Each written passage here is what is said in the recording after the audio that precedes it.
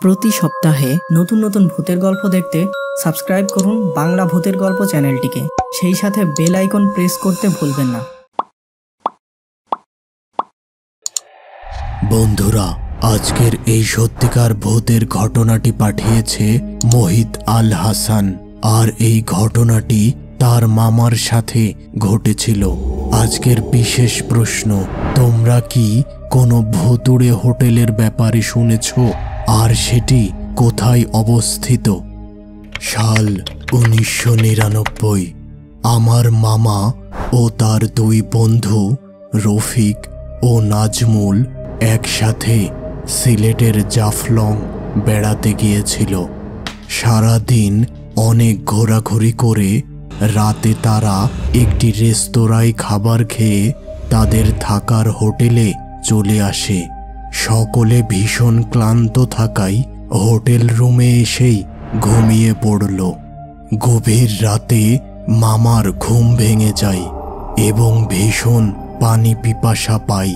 তিনি এবার বিছানা থেকে উঠে পাশের ঘরে গেলেন পানির উদ্দেশ্যে।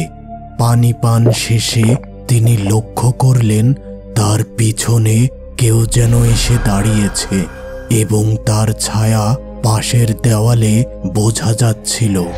তিনি ভাবলেন তার বন্ধুদের মধ্যে কেউ হবে।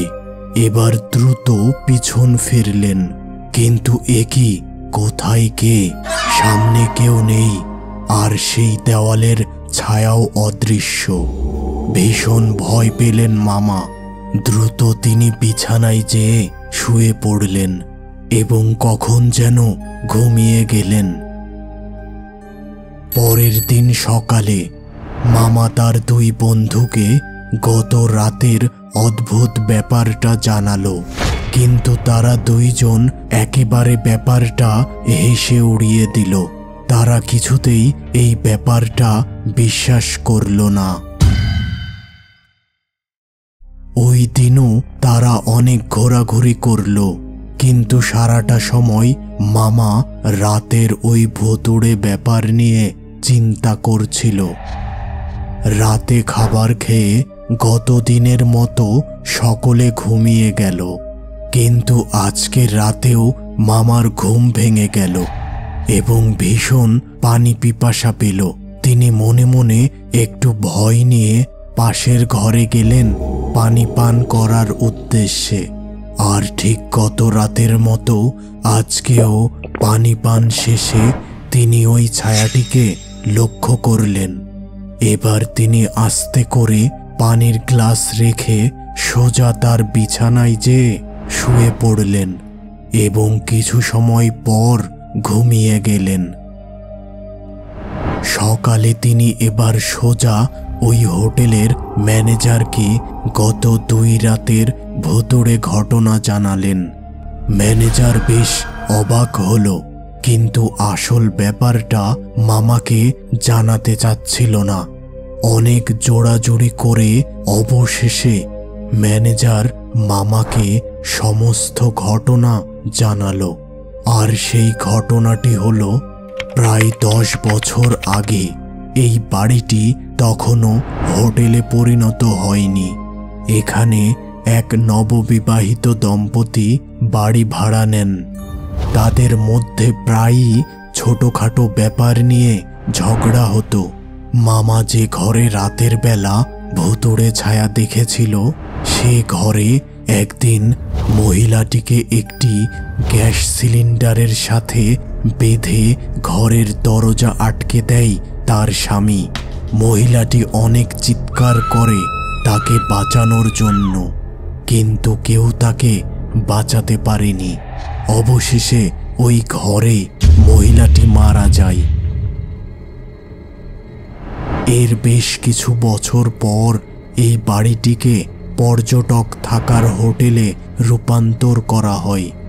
তবে মাঝে মাঝে অনেক পর্যটক ওই ঘরে ওই ভুতুড়ে ছায়াটিকে দেখতে পায়। এসব কিছু শুনে মামা বললেন, এইসব ভুতুড়ে ব্যাপার আমাদের আগেই জানানো উচিত ছিল, আপনি জানাননি কেন?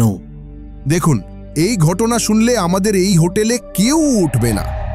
খুব কম সংখ্যক মানুষ এই ভুতুড়ে ছায়াকে দেখতে পায়। তাই আমরা ভেবেছিলাম আপনাদের সাথে কোনো কিছু হবে না। আচ্ছা, ঠিক আছে। এখন আপনি আমাকে বলুন, আশেপাশে কোনো নামকরা মসজিদ আছে কি? হ্যাঁ, আছে তো।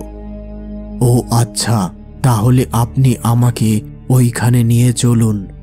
দেখুন, আমি তো কিছুটা ব্যস্ত আছি, তবে আপনাকে আমি ওই মসজিদে যাওয়ার রাস্তা বলে দিচ্ছি। এবার মামা ম্যানেজারের কথা মতো মসজিদের উদ্দেশ্যে হাঁটা শুরু করেন। বেশ কিছু সময় হাঁটার পর তিনি পৌঁছে গেলেন ওই মসজিদের কাছে। প্রথমে তার সাথে একজন বৃদ্ধ ব্যক্তির দেখা হলো এবং তিনি মামাকে জিজ্ঞাসা করলেন, তোমার কি সমস্যা হয়েছে আমাকে বলো। মামা তখন ওই বৃদ্ধটিকে সমস্ত ঘটনা জানালো। এবার তিনি বললেন, ও আচ্ছা, এই ব্যাপার। ঠিক আছে, তুমি এখন আমাদের ইমাম সাহেবের সাথে দেখা করো। তিনি তোমাকে সমস্যার সমাধান বলে দেবেন। এবার মামা ইমাম সাহেবের সামনে এসে হাজির হলেন। মামা কিছু বলতে যাবে এমন সময় তিনি বললেন, তোমাকে কিছু বলতে হবে না, আমি জানি তোমার সাথে কি ঘটেছে। আপনি তো সব কিছুই তাহলে জানতে পেরেছেন। এখন এই সমস্যার সমাধান বলুন। সমাধান আছে, কিন্তু সেই কাজটি বেশ কঠিন। তুমি কি পারবে? হ্যাঁ, আমি পারবো, কারণ আমি আমার বন্ধুদের জীবনের ব্যাপারে ঝুঁকি নিতে রাজি না। ঠিক আছে, প্রথমে তুমি হোটেলে যে ঘরে আছো তার পাশের একটি তালাবদ্ধ ঘরে প্রবেশ করে বিছানার নিচের মাটি খুঁড়ে একটি মহিলার কঙ্কাল সংগ্রহ করবে।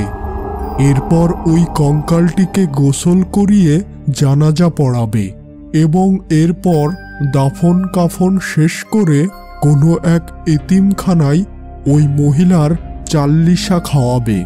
এতে করে ওই মহিলার আত্মাটি মুক্তি পাবে। এরপর মামা হোটেলে ফিরে এসে তার বন্ধুদের ও হোটেল ম্যানেজারের সাহায্যে ইমাম সাহেবের কথা মতো কাজগুলো সম্পূর্ণ করল।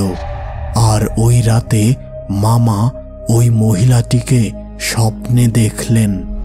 তোমাকে অসংখ্য ধন্যবাদ আমার আত্মাকে মুক্তি দেওয়ার জন্য। আমি তোমার প্রতি চিরকৃতজ্ঞ থাকব।